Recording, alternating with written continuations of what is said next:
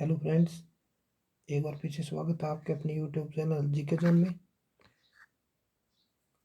पिछली वीडियो में हमने भाषा के बारे में अध्ययन किया था। उसी कड़ी में आज हम स्वर और व्यंजन का अध्ययन करने वाले हैं। तो शुरू करते हैं। तो उसके हिसाब से आज हमारा टॉपिक रहेगा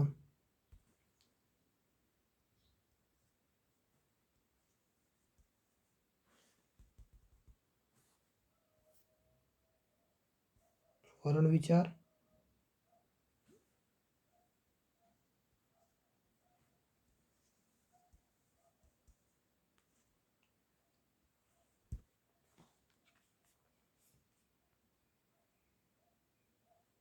दोस्तों, वर्ण विचार के अंदर हम वर्णों का विश्लेषणात्मक अध्ययन करें तो वर्ण वह भाषा की सबसे छोटी से छोटी इकाई है जिससे कि ध्वनि और ध्वनि से शब्द और शब्द से वाक्य और वाक्य से मिलकर क्या बनती है? भाषा बनती है।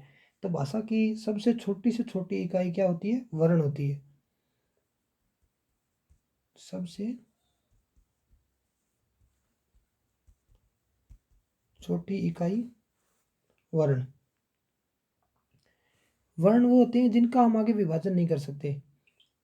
मैं आपको समझा देता हूँ। हमने शब्द लिखा पीला, इसका विभाजन हम करें तो ये होगा पी दन ला।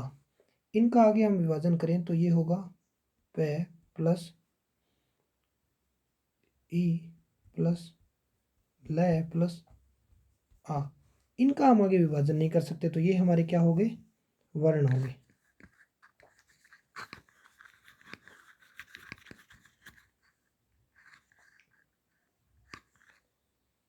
हिंदी के अंदर वर्णों की संख्या 52 होती है।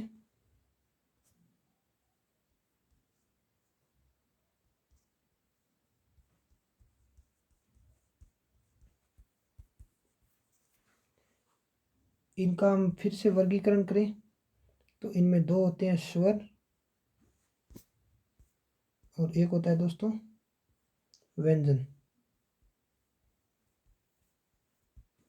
इनमें स्वरों की संख्या 11 होती है और व्यंजनों की संख्या 41 होती है।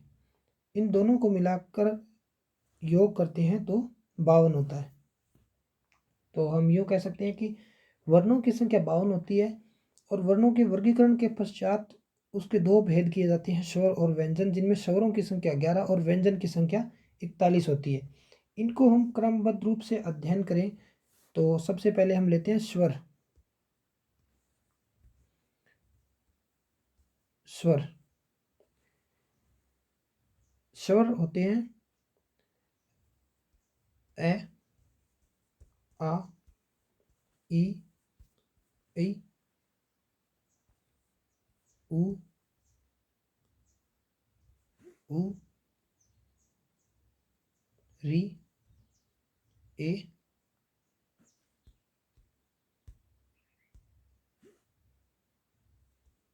फिर ऐ, ओ और औ।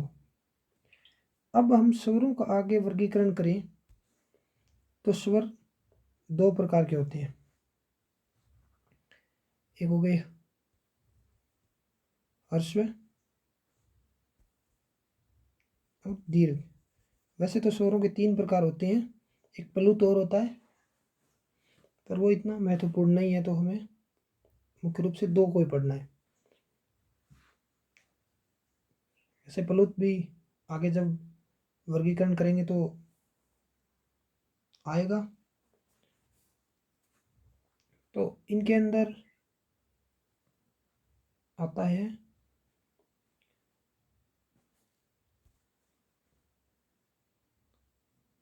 ए, ई,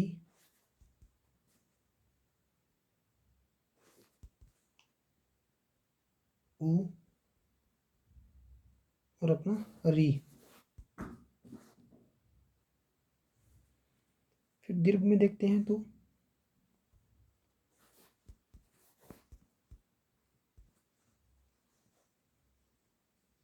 मैं अलग ही रंग से लिख देता हूँ इनको। आ ई उ ए ऐ ओ औ। ये तो हो गया इनका संख्यात्मक वर्गीकरण। अब इनकी भाषा शैली के आधार पर ये 3 प्रकार के होते हैं। आइए 3 प्रकार के होते हैं, इनकी परिभाषा बता देता हूँ आपको। ह्रस्व, ये वे शब्द होते हैं जिनके उच्चारण में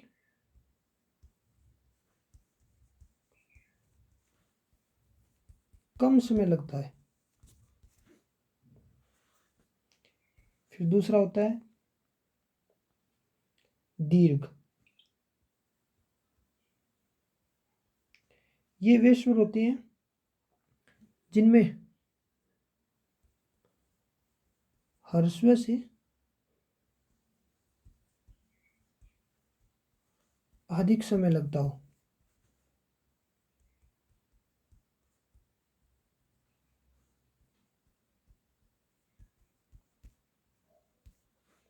ह्रस्व स्वर जिनके उच्चारण में कम समय लगता है, ठीक इसके विपरीत दीर्घ स्वर वे होते हैं जिनके उच्चारण में ह्रस्व से अधिक समय लगता हो। अब इनका तीसरा प्रकार हो गया प्लुत, जिन स्वरों के उच्चारण में ह्रस्व स्वरों से लगभग 3 गुना, ह्रस्व से लगभग 3 गुना या तिगुना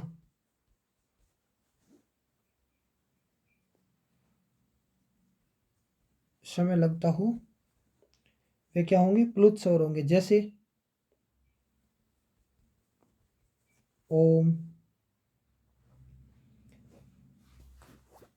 अब आगे चलते हैं हम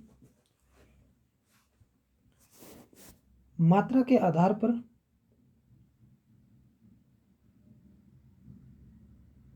स्वरों का वर्गीकरण। एक मात्रिक, द्विमात्रिक हो गया, जो कि एक मात्रिक है वो ह्रस्व होंगे 4 होंगे, और द्विमात्रिक होंगे वो 7 होंगे। अब हम इनकी मात्रा के बारे में करते हैं। जब वर्णमाला के अंदर इनकी मात्रा कैसे लिखी जाती है, तो ए की कोई मात्रा नहीं होती, आ की मात्रा ये होती है, ई की मात्रा ये होती है, फिर इस ई की मात्रा ये होगी, फिर इस ऊ की मात्रा ये होगी, इस ऊ की मात्रा ये होगी, री की मात्रा ये होगी, ए की मात्रा ये होगी, आई की मात्रा ये होगी, ओ की मात्रा ये होगी, और इसकी मात्रा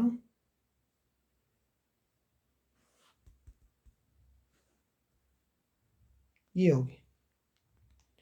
ये हो गया इनका मात्रा के आधार पर पहचान।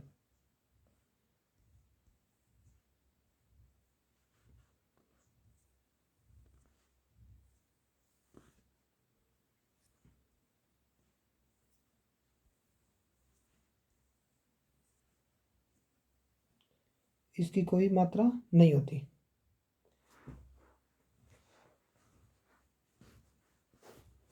अब मैं आपको मुख्य विवर के आधार पर मात्रा के आधार पर बता दिया। आपको मुख्य विवर के आधार पर स्वरों का वर्गीकरण किए देता हूँ।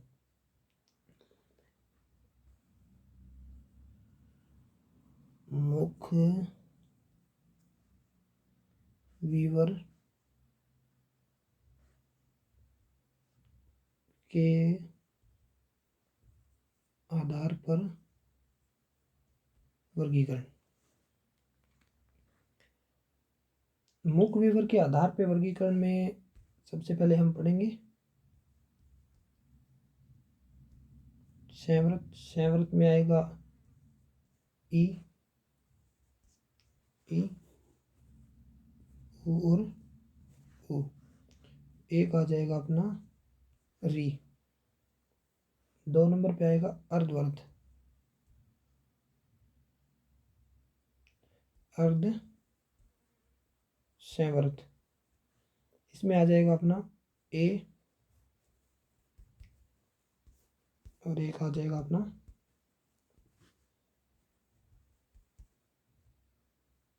ओ। फिर तीसरा आ जाएगा रद विवर्त। इसमें आ जाएगा अपना एक तो ए आ जाएगा,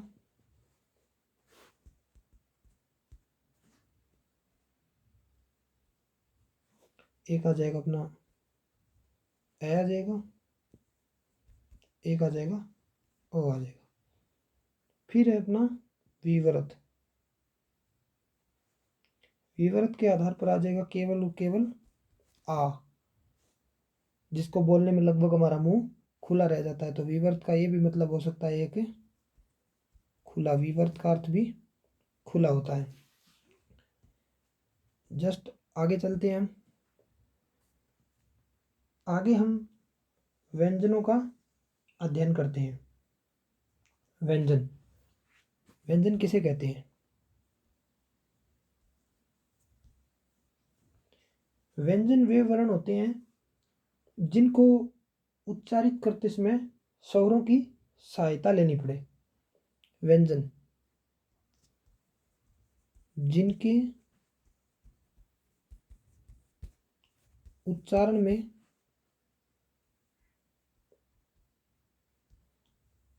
स्वरों की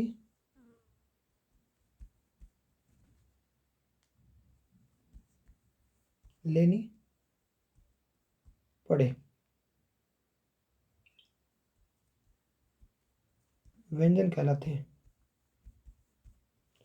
ये मुख्य रूप से या इनकी कुल संख्या 41 होती है।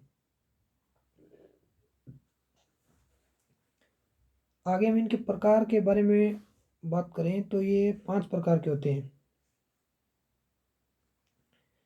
इनके प्रकार 5 प्रकार के होते हैं। सबसे पहले इनका प्रकार होता है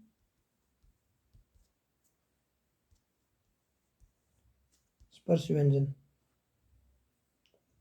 दूसरा होता है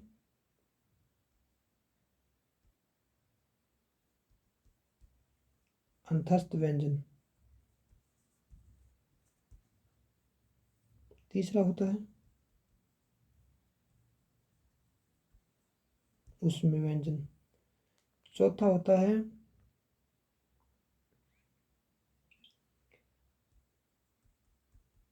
आगत व्यंजन। और पांचवा होता है संयुक्त व्यंजन।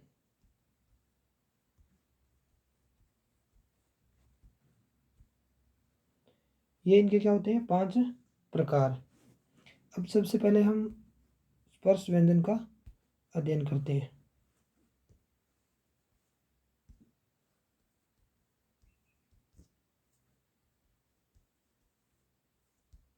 स्पर्श व्यंजन, स्पर्श व्यंजन के अंदर दोस्तों क,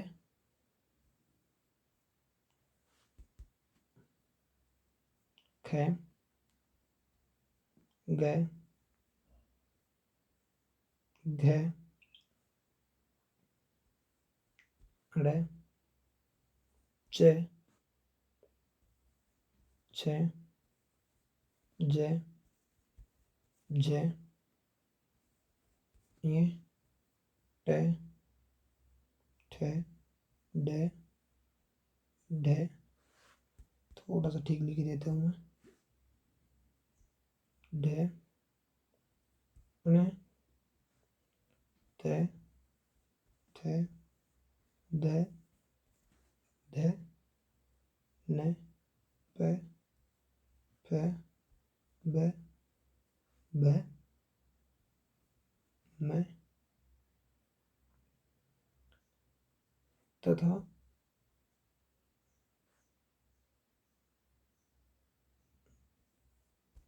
ये 2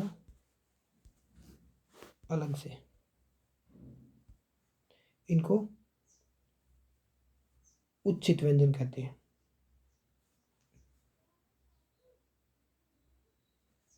तथा इनको साथ में उच्चित व्यंजन के साथ साथ मैं लिख देता हूँ इधर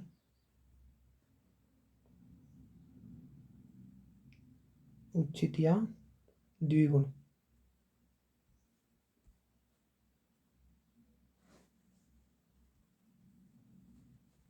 द्विगुण व्यंजन कहते हैं। इनकी संख्या साथियों 27 होती है। इनमें हम यूँ कह सकते हैं कि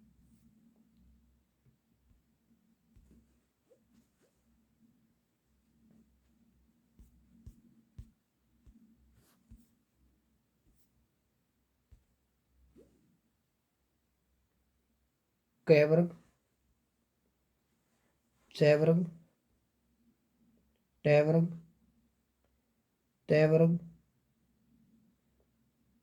और प वर्ग, इन 5 वर्गों के साथ हमारे दो ये उच्चित या द्विगुणी व्यंजनों को मिला करके हमें 27 व्यंजनों का अध्ययन करना पड़ता है। तो हमारे टोटल स्पर्शी व्यंजन हो गए 27। साथ साथ में नोट्स बनाते रहना, या आप बाद में वीडियो को दोबारा से पॉज करके भी नोट्स बना सकते हैं। अब हम आगे वाले प्रकार को देखते हैं। तो इसी कड़ी में आगे वाला हो गया 2 नंबर प्रकार है अपना अंतस्थ।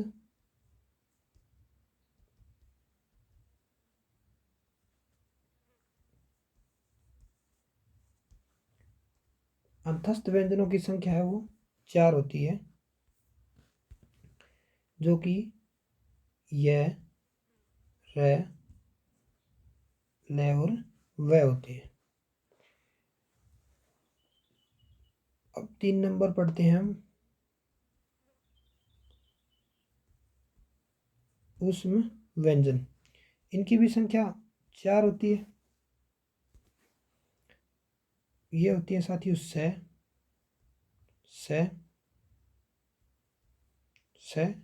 और है। ये होते हैं मूर्धन्य, दंत्य और तालव्य, तीनों स और साथ में है। ये चारों सदैव ऊष्म होते हैं, या इनको बोलने पे ऐसे हम प्रतीत करते हैं कि गर्मी का या ऊर्जा का अनुभव करते हैं, जैसे स, श, है। हिंदी एक बहुत ही सरल और अच्छी भाषा है। इसको हम बोलचाल की दृष्टि से भी अगर इसमें शुद्धता रखें तो भी हम इसको सीख के इसमें अच्छे तरीके से पारंगत हो सकते हैं। ठीक इसी प्रकार से हमारा चौथा प्रकार हो गया आगत व्यंजन। आगत व्यंजन है और ज और फ, ये 2 ही होते हैं। इन पे हमें ज़्यादा ध्यान नहीं देना है। ये हमारी हिंदी की दृष्टि से इतने महत्वपूर्ण नहीं है। संयुक्त, ये अति महत्वपूर्ण है भाई।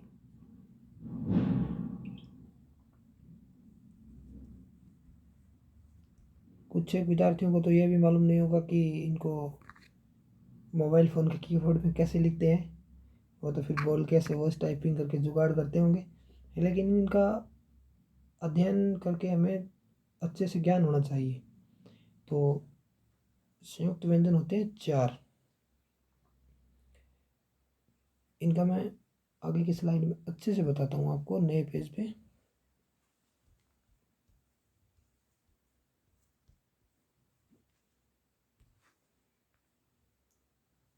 जैसे हम लिखते हैं अक्षय, तो ये दोस्तों क और श,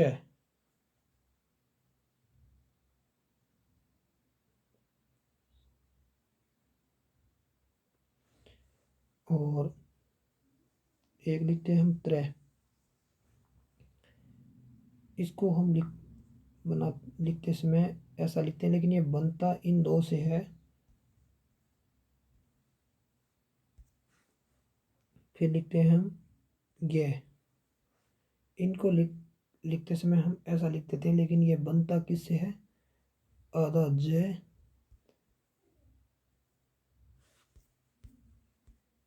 और आधा ये। फिर लिखते हैं हम श्रेय।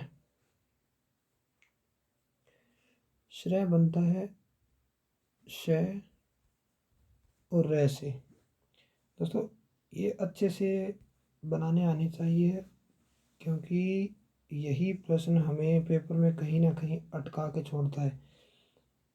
चलो यहाँ पे एक थोड़ा शब्द लिख के देता हूँ, आप कमेंट बॉक्स में बताना कौन सा सही होगा। हम अक्सर पढ़ते हैं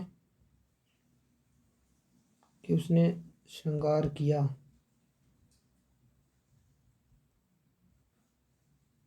एक तो मैंने ये लिखा श्रृंगार, एक ये लिखा। अब आप दोनों में से बताना बी ए सही होगा या बी सही होगा। यह भी एक अच्छा प्रश्न है एग्जाम की दृष्टि से।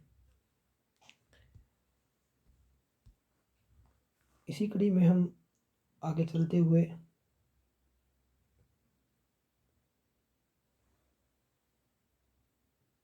अयोगवाह स्वर है उनका जिक्र कर लेते हैं, जो कि यहाँ व्यंजनों के अंदर ही ज़्यादा महत्वपूर्ण होते हैं। जैसे बाराखड़ी के अंदर अंत के दो अक्षर होते हैं, वह अयोगवाह स्वरों से बनते हैं। जैसे क, इसको बोलते हैं कंग, इसको कह। तो ये किन से बनते हैं, तो ये अनुस्वार से बनते हैं। तो अनुस्वार स्वरों के अंदर और विसर्ग दो से बनते हैं ये अयोगवाह। तो एक तो होता है ये और दूसरा होता है ये। तो ये होता है अनुस्वार, या इसकी मात्रा हम कहना चाहें तो ऐसे होगी, ऊपर टपकी लगी होती है। और इसको अगर देखें तो ये विसर्ग होते हैं, ये ऐसे होते हैं। ये जो अनुस्वार है इसका उपयोग न के रूप में उच्चारित होता है। जैसे ये सीधा कट है और ऊपर लग गया कंठ, कंठ। देखो एक टपकी से पूरा उच्चारण ही बदल गया। तो ये जो अनुस्वार है इसकी ध्वनि न के रूप में उपयोग ली गई है यहाँ। उसी प्रकार विसर्ग का हम देखें इसका, तो हम लिखते हैं प्रातः। यहाँ हम सीधा ही उसको ऐसे ही पढ़ देते हैं,